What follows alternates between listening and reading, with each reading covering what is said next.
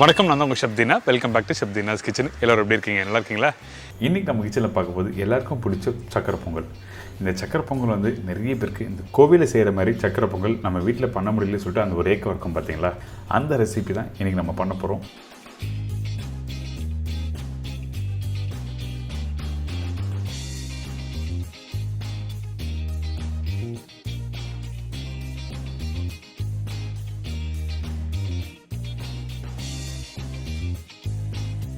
இதை தொடர்ந்து கீரை வடை,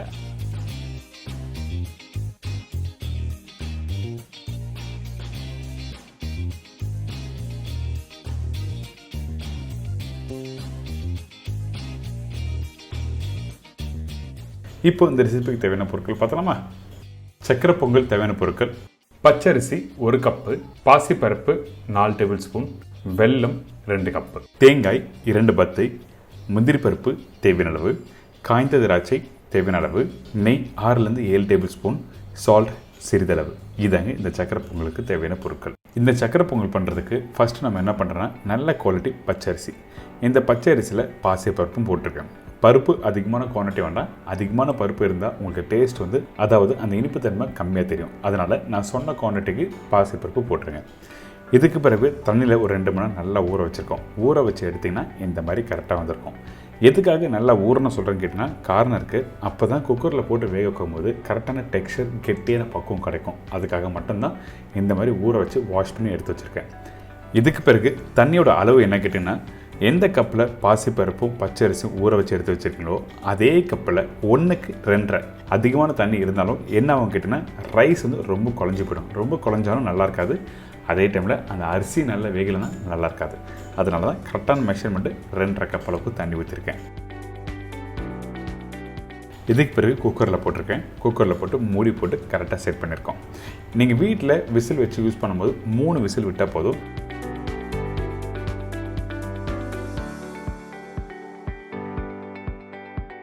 இப்போ பார்த்தீங்களா, இந்த சாதமும் பருப்பும் நல்லா வெந்து ரெடியாக இருக்குது. இந்த இடத்துல ஒரு 2 டேபிள் ஸ்பூன் அளவுக்கு நெய் ஊற்றுறேன்.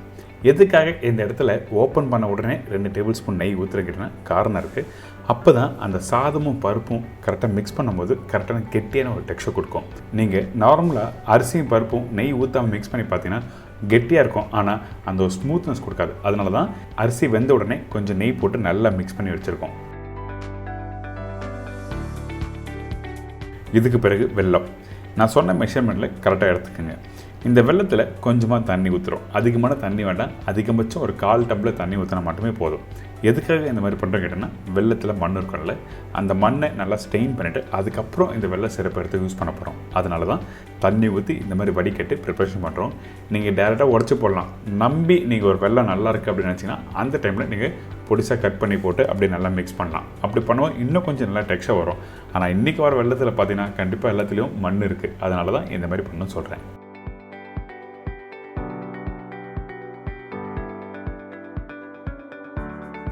இதுக்கு பிறகு நம்ம என்ன பண்ணுறோம், இந்த சாதத்தை நல்லா மிக்ஸ் பண்ணுங்கள்.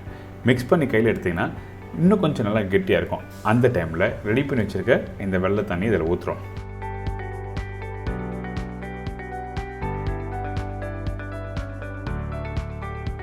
வெள்ளம் தண்ணி அதிகமாக இருக்கிறது முடிஞ்ச அளவுக்கு கெட்டியாக கரைச்சி எடுத்துருங்க.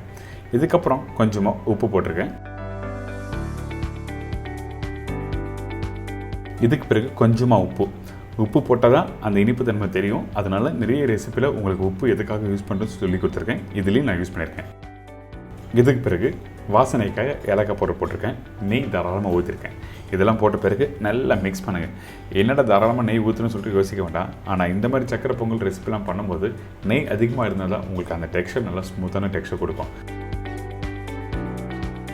சக்கரை பொங்கல் கம்ப்ளீட் பண்ணி முடிச்ச பிறகு கரண்டியில் எடுத்து அப்படியே போட்டுன்னா அப்படியே விழணும். அதுதான் ப்ராப்பரான டெக்ஸ்சர். அதுக்காக தான் இந்த நெய் அந்தளவுக்கு நல்லா யூஸ் பண்ணியிருக்கோம்.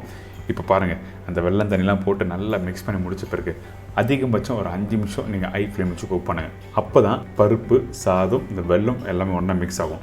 5 நிமிஷத்தில் ஒரு 2 நிமிஷம் எக்ஸ்ட்ரா விடலாம். ஒன்றும் தவறு எதுவுமே இல்லை. இப்போ நல்லா மிக்ஸ் ஆகிருக்கா. இதுக்கப்புறம் தாளிப்பு. இந்த தாளிப்பையும் திருப்பி நெய் யூஸ் பண்ணுறேன். என்னடா எல்லா இடத்துலையும் நெய் யூஸ் பண்ண சொல்லி யோசிக்க வேண்டாம். உங்களுக்கு சில பேர் சக்கரை பொங்கல் பண்ணும்போது பண்ண ஒரு அரை மணி நேரத்துலேயே 1 மணி நேரத்துலேயே உங்களுக்கு கெட்டியாகிடுது, சக்கரை பொங்கல் சாப்பிட்ற ஃபீலே இருக்குன்னு கூட சொல்கிறாங்கல்ல. அதுக்கு என்ன காரணம், எந்த அளவுக்கு நெய் அதிகமாக இருக்கோ அந்தளவுக்கு நல்லாயிருக்கும். அதுக்காக ரொம்ப அதிகமாக நெய்யும் யூஸ் பண்ணோன்னா நான் சொன்ன மெஷர்மெண்ட்டு கரெக்டாக இருக்கும். இந்த நெய்யில் தேங்காவை நல்லா பொடிசாக கட் பண்ணி போட்டிருக்கேன்.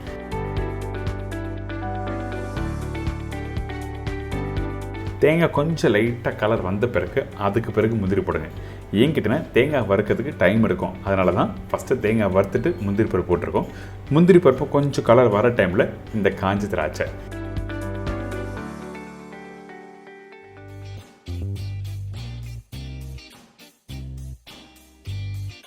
இது எல்லாத்தையும் ஒன்றா போட்டு மிக்ஸ் பண்ணி அப்படியே எடுத்து போய்ட்டு அந்த சக்கரை பொங்கலை கொட்டுங்க. கொட்டி அப்படி மெதுவாக அப்படி மிக்ஸ் பண்ணி எடுத்து சாப்பிட்டு பாருங்கள். அடடா, மறக்கவே மாட்டீங்க, அந்தளவுக்கு பிரமாதமாக இருக்கும்.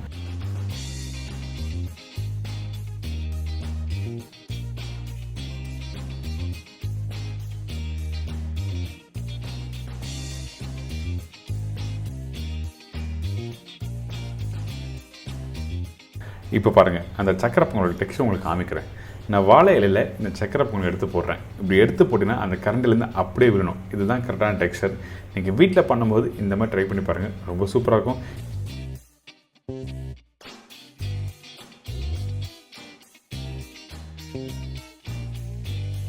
இதை தொடர்ந்து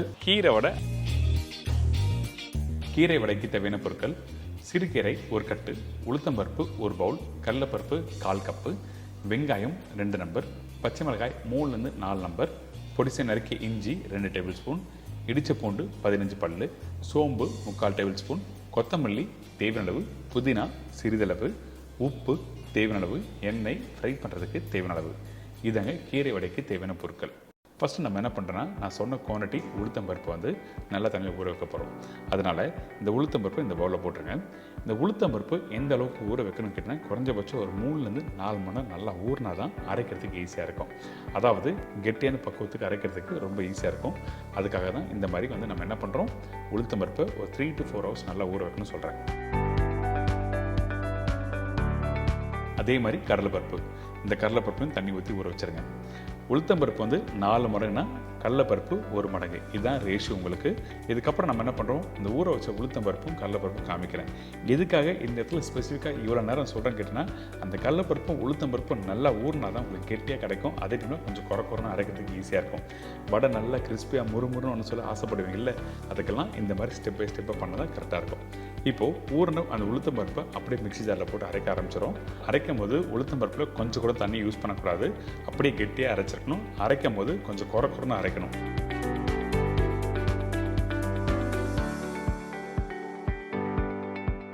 செவன்ட்டி to 80% அளவுக்கு இந்த மாதிரி அரைச்சா உங்களுக்கு வந்து நல்லா கிறிஸ்பியாக கிடைக்கும். ரொம்ப நைஸாக அரைச்சிடாதீங்க, நல்லா இருக்காது. அதே மாதிரி தான் இந்த கடலைப்பருப்பும் அரைக்க போகிறோம். இந்த கடலைப்பருப்பு பார்த்திங்கன்னா, நீங்கள் நார்மலாக வீட்டில் மசாலா வடைக்கு அரைச்சிருப்பீங்கல்ல, அதே கான்செப்டில் அரைங்க. அரைக்கும் போது 90% அரைச்சிருக்கணும். 1-2 கடலைப்பருப்பு முழுசாக இருந்தால் தவறு எதுவுமே இல்லை.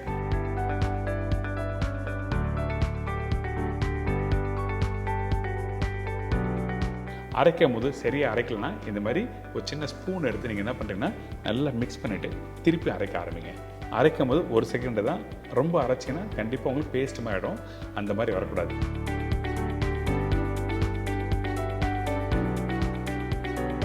இப்போ ஏற்கனவே ரெடி பண்ணி வச்சுருக்கேன் அந்த உளுத்தம்பருப்பில் இந்த கடலைப்பருப்பும் போட்டாச்சு.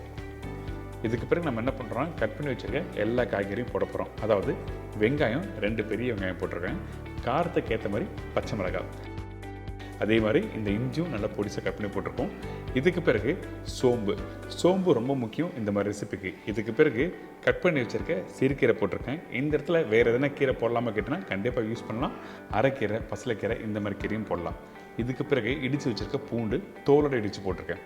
இதுக்கப்புறம் கொத்தமல்லி கொஞ்சம் தாராளமாக போட்டிருக்கோம். இதுக்கப்புறம் உப்பு தேவையான அளவுக்கு,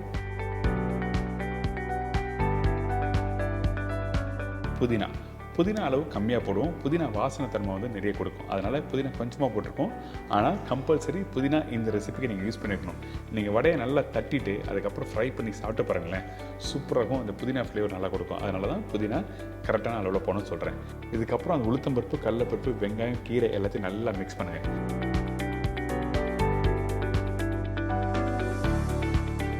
மிக்ஸ் பண்ணிட்டு இந்த மாதிரி அழகாக ரவுண்டாக எடுத்துகிட்டு அதுக்கப்புறம் உள்ள கையில் வச்சு இந்த மாதிரி தட்டி ஒரு சின்னதாக ஓட்டை போட்டு ஃப்ரை பண்ண ஆரம்பிக்க வேண்டியதான்.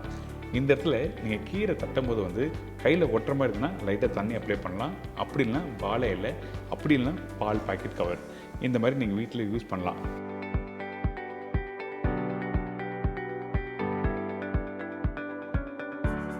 அடுத்து நம்ம என்ன பண்ணுறோம், தட்டி வச்சுருக்க இந்த கீரை வடையை ஆயிலில் ஃப்ரை பண்ண போகிறோம். கரெக்டான சூடில் ஆயிலில் ஃப்ரை பண்ணோம். நீங்கள் எப்போவுமே கீரை வடை வந்து நீங்கள் எண்ணெயில் போடும்போது ஃபஸ்ட்டு வந்து உங்கள் எண்ணெய் வந்து சூடாக இருக்கணும். அதுக்கு பிறகு பார்த்தீங்கன்னா நீங்கள் தட்டி வச்சுருக்க எல்லா வடையும் எல்லாத்தையும் ஒன்றா போட்ட பிறகு மீடியமான ஃப்ளேம் வச்சு ஃப்ரை பண்ண ஆரம்பிங்க.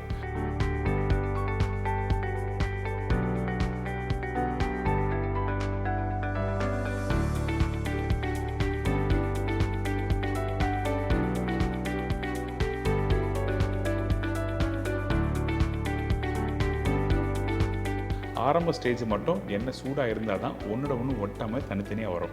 இல்லைன்னா ஒட்ட ஆரம்பிச்சிடும். அதுக்கப்புறம் பார்த்தீங்கன்னா கலரும் மாற ஆரம்பிச்சிடும். உங்களுக்கு எதிர்பார்த்த மாதிரி நல்ல கலரும் கொடுக்காது, கிறிஸ்பியும் கிடைக்காது.